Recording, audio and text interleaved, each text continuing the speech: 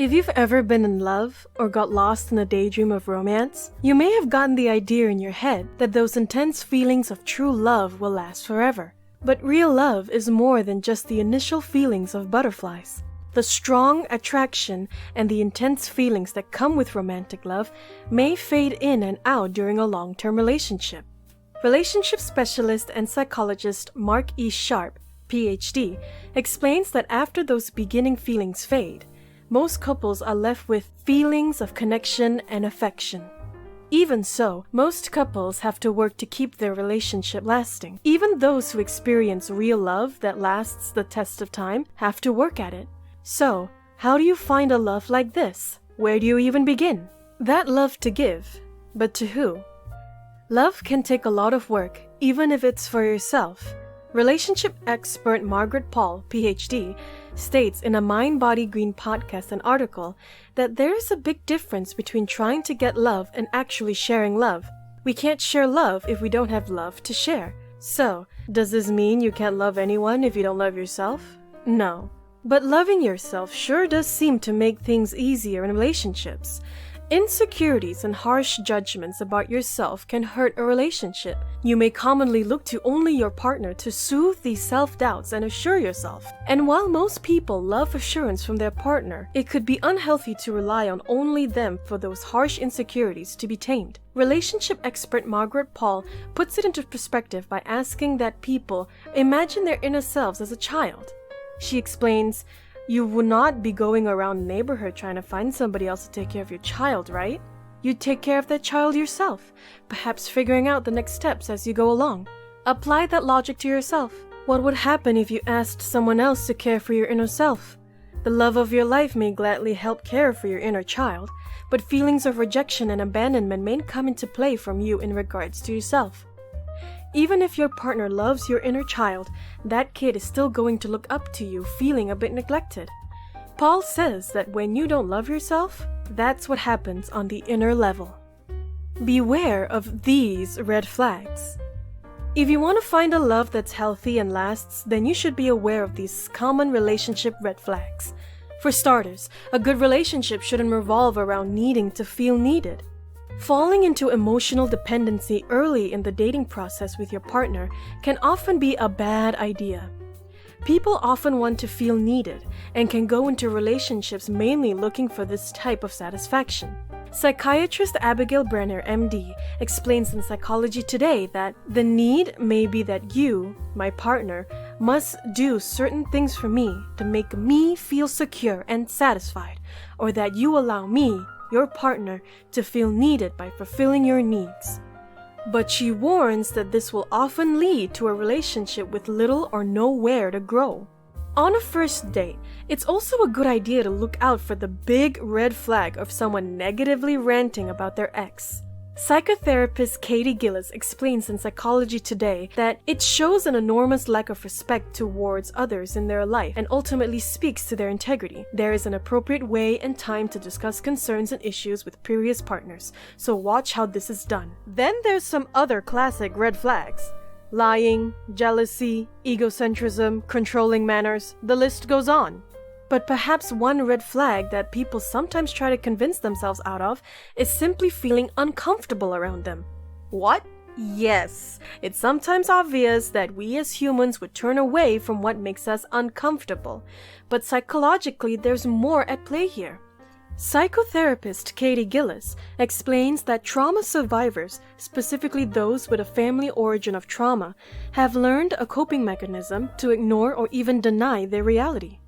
She goes on, explaining that poor treatment is often normalized in their adult relationships due to them being taught as children that those who are supposed to provide love and comfort often end up hurting them. A healthy, loving relationship shouldn't be filled with ill treatment. Gillis recommends to pay attention to the amount of time you spend trying to decipher untruths or lies. When you catch yourself saying, "That just does not make any sense," trust that feeling. If you're often feeling uncomfortable but find yourself automatically dismissing it, that is an important red flag that you shouldn't ignore. The green flag that may lead to love. Okay, so we've talked about red flags, but what about green flags? Common green flags in a relationship can be consistent kindness, trustworthiness, communication, reliability, and prioritizing each other. But there is one green flag you can look out for to see if you found a partner that could truly love you, or already does.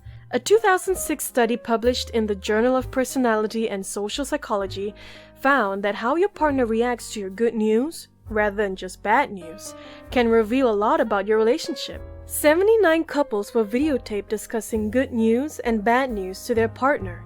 Researchers observed the partner's behavior and response to hearing the good news and bad news. The person giving the news rated how understood, validated, and cared for they felt during the reveal of news.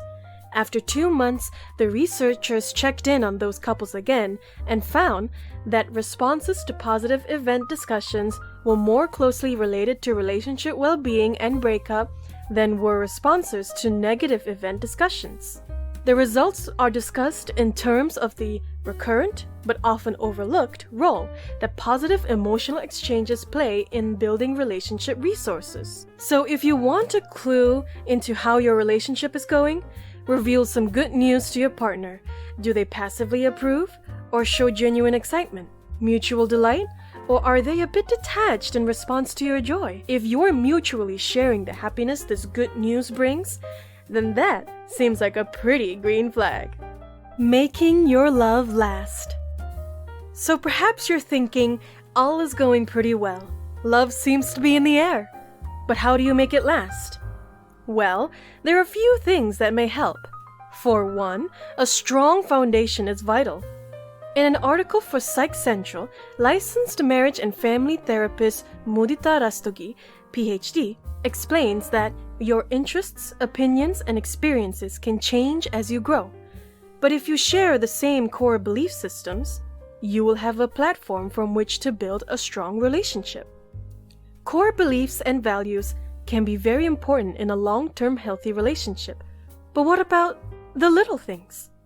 When one first starts dating, perhaps indeed looking for love, they may get too hung up on sharing similar interests, the small ones. But this doesn't always lead to a successful relationship.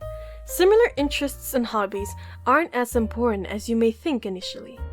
Licensed Associate Marriage and Family Therapist Sheila Tucker, LAMFT, explains to Bustle that we're often led to believe that we need to be compatible in every area of our lives in order for a relationship to work.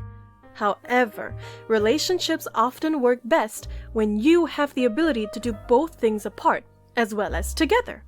So, while core values and beliefs seem to foster a loving and healthy long-term relationship, varying hobbies and interests can as well.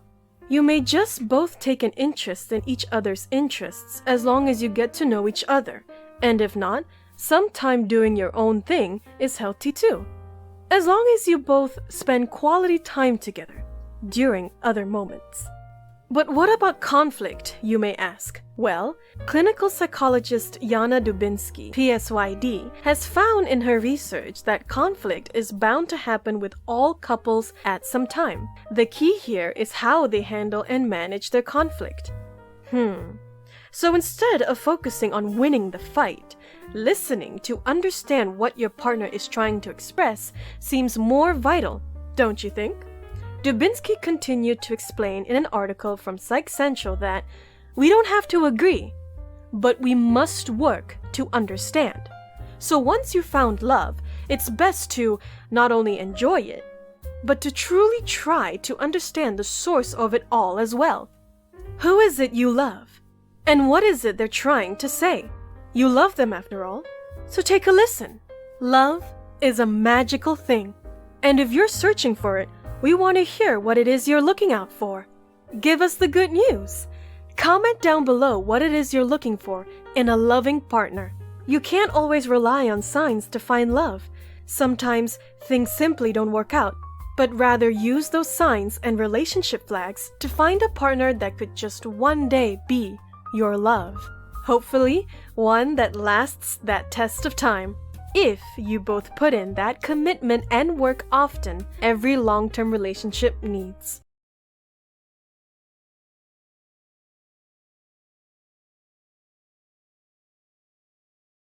We hope you've enjoyed this video. If you did, don't forget to click the like button and share it with a friend. Subscribe to Psych2Go and hit the notification bell icon for more content like this. As always, thanks for watching. We hope you've enjoyed this video. If you did, don't forget to click the like button and share it with a friend. Subscribe to Psych2Go and hit the notification bell icon for more content like this. As always, thanks for watching.